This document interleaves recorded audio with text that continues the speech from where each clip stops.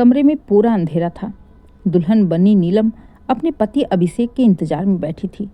बाहर औरतों के हंसने की आवाज़ें आ रही थी कि तभी अचानक से दरवाज़ा खुला। दरवाज़ा खुलने के साथ नीलम की धड़कनें भी बढ़ गई। अजीब सी घबराहट होने लगी। धीरे से नज़र उठाकर देखा तो सामने अभिषेक था। अभिषेक नीलम के पास बैठते हुए उसका हाथ अपने हाथों में लेकर नीलम से जो बोला उसे सुन नीलम के चेहरे की हवाइयाँ उड़ गई। चेहरा डर से सफ़ेद पड़ गया। असल में नीलम ब्याह के बाद आम लड़कियों की तरह आंखों में हजार सपने लिए पहली बार ससुराल आई। आंखों में सपने, दिल में डर, नया माहौल, नए लोग, पति से मिलन की आस। नीलम जितना खुश थी उतना ही नए माहौल में ससुराल वालों को लेकर घबराहट भी थी। फिलहाल तो शादी की सारी रस्में रात होते होते जैसे तैसे ख़त्म हुई। चारों तरफ से औरतों के हंसने की, गीत गाने की, हंसी मजाक करने की आवाज़ें आ रही थीं। नीलम अपने कमरे में सुहाग के सेज पर बैठी आने वाले पल के बारे में सोच मन ही मन खुश हो रही थी, मुस्कुरा रही थी कि अचानक से कमरे का दरवाज़ा खुला। दरवाज़ा के साथ साथ नीलम की धड़कनें भी बढ़ गईं। कमरे में पूरा अंधेरा था, बस हल्की सी रोशनी थी जिससे नीलम ने देखा तो सामने उसका पति अभिषेक खड़ा था। अभिषेक को देखते ही नीलम ने अपनी नज़रें झुका ली कि अभिषेक उसके पास आएगा, उससे प्यार से मीठी भरी बातें करेगा। लेकिन अभिषेक जैसे ही नीलम के पास आया तो उसने साफ साफ बोला, देखो नीलम, मैं सीधा आदमी हूँ, मुझे दिखावा बिल्कुल पसंद नहीं है। तुम अगर मेरे हिसाब से चलोगी तो ठीक है, वरना। पहले तो नीलम को अभिषेक की बातें बड़ी अजीब लगी, लेकिन फिर उसे लगा कि जमाने को सोचकर हो सकता है कि अभिषेक को समझाने की कोशिश कर रहे हैं। हो सकता है अभिषेक काफ़ी पारिवारिक इंसान हो। इसलिए नीलम ने भी कहा, आप चिंता मत करिए, आप जैसा चाहेंगे मैं वैसा ही करूँगी। मैं भी बस चाहती हूँ कि हम दोनों साथ मिलकर अपना एक प्यारा सा घर बनाएं। नहीं नीलम, घर नहीं, मशीन चाहिए जो पैसा लाए। सपने बाद में देखना, अभिषेक एकदम सख्त और सपाट लहजे में बोला। फिलहाल तो अभिषेक की बातें नीलम के समझ के परे थीं। खैर, जैसे तैसे समय निकलता गया वैसे वैसे धीरे धीरे अभिषेक के प्यार की जगह ले ली डिमांड्स ने। अभिषेक अब हर महीने नीलम से पैसों की बातें करता। नीलम, तुम्हारे मायके से कुछ मिलेगा कि नहीं? शादी में भी कुछ खास नहीं आया था। पहले तो अभिषेक की बातें सुन नीलम हैरानी से उसका मुंह देखने लगी। फिर बोली, अभिषेक, मेरे पापा एक सरकारी क्लर्क हैं, जितना हो सका किया। अब इससे ज़्यादा उनसे उम्मीद करना बेकार है, और वैसे भी शादी के बाद लेन देन की बातें कहाँ होती हैं। नीलम की बात सुन अभिषेक मुंह बनाते हुए बोला, क्या फ़ायदा ऐसे रिश्ते का जहाँ से पैसा ही ना मिले। अब धीरे धीरे नीलम की असली परीक्षा शुरू होने वाली थी इस घर में। आए दिन अभिषेक पैसों को लेकर नीलम को ताने मारता, उसके घर वालों को ताने मारता, और इसी बात को लेकर अक्सर दोनों के बीच में कहासुनी हो जाती। नीलम के सारे सपने चकनाचूर हो गए थे। धीरे धीरे करके अभिषेक अब शराब भी पीने लगा था। एक दिन जब अभिषेक शराब पीकर घर लौटा तो कुछ दोस्त भी उसके साथ थे। नीलम अंदर कमरे में थी। दोस्तों के बीच हंसी मजाक करते करते अचानक ही अभिषेक ने कहा, जल्दी और अच्छा पैसा कमाने का एक बहुत अच्छा तरीका ढूंढ लिया मैंने। अगर एक रात के लिए मेरी बीवी को कोई ले जाए तो अच्छा पैसा मिल सकता है। सोचो, अगर कहीं कोई डील हो तो बताना ज़रूर तुम लोग। अभिषेक की बातें अंदर कमरे में बैठी नीलम ने भी सुन ली।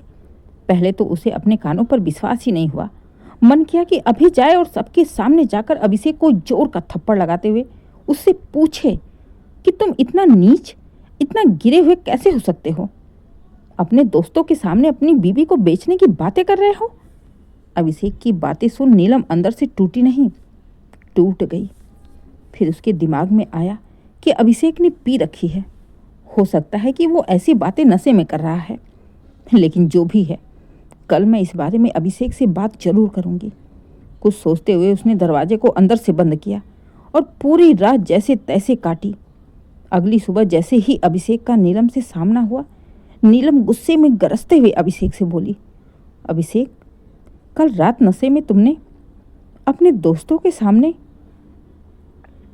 कितनी घटिया गिरी हुई बातें की, तुम्हें इसका जरा भी अंदाजा है? मैं बस ये पूछना चाहती हूँ कि उस समय तुम होश में थे या नहीं, या फिर अपने दोस्तों के साथ ऐसी ही वाहियात मजाक कर रहे थे? नीलम की बात सुन अभिषेक हंसते हुए बोला, मजाक क्यों? तू करती क्या है? खाना बनाती है, घर संभालती है, ये तो नौकर भी कर लेते हैं। और रही बात, तो अभी मौका है तुम्हारे पास, समय है। अभी तुम दिन भर घर में अकेली बैठी रहती हो, फ्री रहती हो। कल को बच्चे हो जाएंगे, जिम्मेदारियां बढ़ जाएंगी, खर्च बढ़ जाएंगे। इसलिए अभी जितनी कमाई करना है कर लो, हर्ज ही क्या है इसमें? जमाना कहाँ से कहाँ पहुँच गया और तुम आई बड़ी सती सावित्री बनने वाली। और वैसे भी तुझ में ऐसा भी क्या है जो मैं बेचना ना चाहूँ? अभिषेक की बातें सुन नीलम की आंखों में आंसू के साथ साथ गुस्सा भी आ गया। लगभग अभिषेक के ऊपर चिल्लाते हुए बोली, अभिषेक, मैं इंसान हूँ, सौदा नहीं। और कैसे पति हो तुम? अपनी पत्नी को बेचने की बातें कर रहे हो? शर्म नहीं आ रही तुम्हें जरा भी? प्यार है मुझसे या नहीं? नीलम की बात सुन बड़े ही बेहयाई से हंसते हुए अभिषेक ने कहा, प्यार? नीलम, घर प्यार से नहीं चलता, पैसों से चलता है। प्यार 4 दिन के लिए काम आता है और पैसा पूरी जिंदगी बना देता है। और वैसे भी जब मुझे फर्क नहीं पड़ रहा तो तुम्हें भी नहीं पड़ना चाहिए।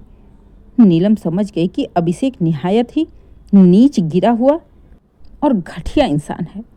बिना एक पल भी गवाए उसने तुरंत अपना सामान उठाया, बिना रोए, बिना किसी को कुछ भी बताए वो घर छोड़ दी और चुपचाप मायके चली आई।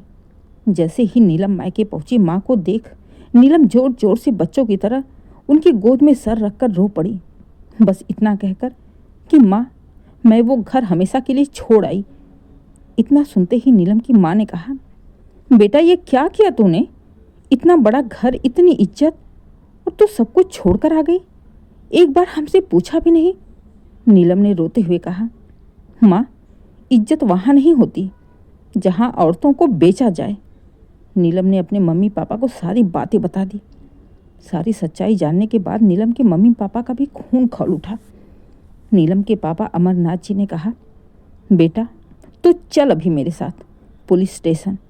उस घटिया इंसान के खिलाफ कंप्लेन लिखवानी है और साथ ही साथ तेरा उस नीच इंसान के साथ तलाक भी करवाएंगे। पापा की बात सुन नीलम ने कुछ सोचते हुए कहा, नहीं पापा, इससे अभिषेक के ऊपर कोई फर्क नहीं पड़ने वाला। कल वो पैसा देकर छूट जाएगा और फिर किसी दूसरी लड़की के साथ भी वही सब करने की सोचेगा।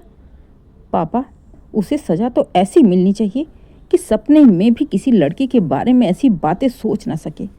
और ये सज़ा उसे मैं देकर रहूँगी, क्योंकि उसने मेरी ज़िंदगी बर्बाद की है।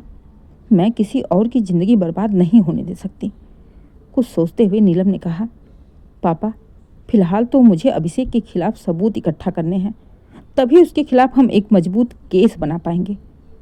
और इसके लिए मुझे फिर से नीलम की बात में 2-3 दिन के लिए अमरनाथ जी ने कहा, नहीं बेटा, अब मैं तुम्हें उस घर में दोबारा नहीं जाने दे सकता। उस इंसान का कोई भरोसा नहीं है। तो नीलम ने अपने पापा को समझाते हुए कहा, पापा, उस इंसान पर नहीं, अपनी बेटी पर तो भरोसा है ना। बस 2-3 दिन का टाइम दे दीजिए मुझे, मैं ज़रूर कोई ना कोई सबूत इकट्ठा कर ही लूँगी। कहते हुए नीलम अगले ही दिन फिर से ससुराल चली गई। नीलम को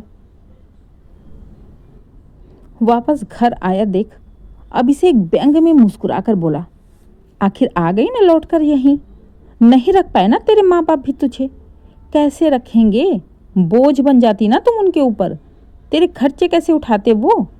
इसीलिए कह रहा कि ज़िंदगी में पैसा बहुत ज़रूरी है। अभी उम्र है, कुछ काम कर लो, अभी भी समय है, बात मान जाओ। फिलहाल तो नीलम ने अभिषेक से कुछ भी नहीं कहा। वो एकदम शांत रही और अगले कुछ दिनों में उसने अभिषेक के फ़ोन से ऑडियो रिकॉर्डिंग निकाल ली। अभिषेक की बातें, धमकियां, बिकवाने वाली बातें, सब कुछ अभिषेक का फ़ोन हमेशा रिकॉर्डिंग में रहता था। सारा सबूत इकट्ठा कर नीलम फिर से अपने मायके चली गई। सारी रिकॉर्डिंग सुनने के बाद अमरनाथ जी ने कहा, बेटा ये लड़ाई तुझे खुद लड़नी होगी। हम तेरा साथ देंगे, लेकिन समाज नहीं।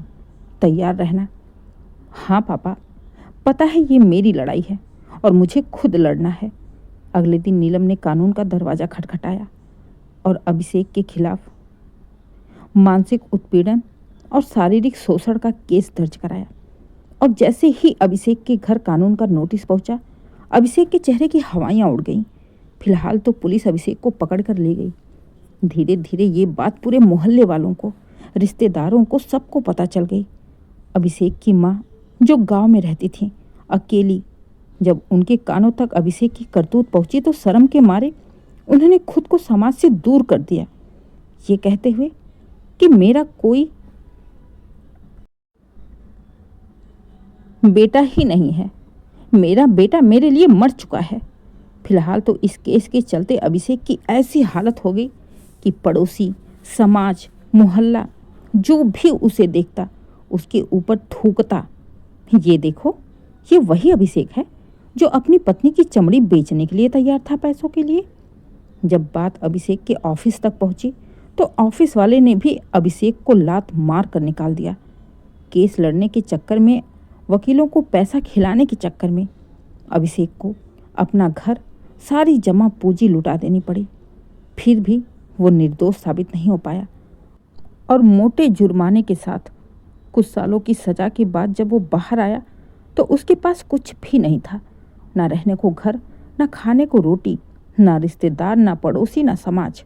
जिस पैसे की लालच में अभिषेक ने अपनी पत्नी तक को बेचने में संकोच नहीं किया, आज वही अभिषेक अपना सारा कुछ लुटाकर भी कंगाल था। बद से भी बदतर उसकी हालत थी। जेल से छूटने के बाद शायद यही थी उसकी असली सज़ा कि वो दर दर की ठोकर खाए।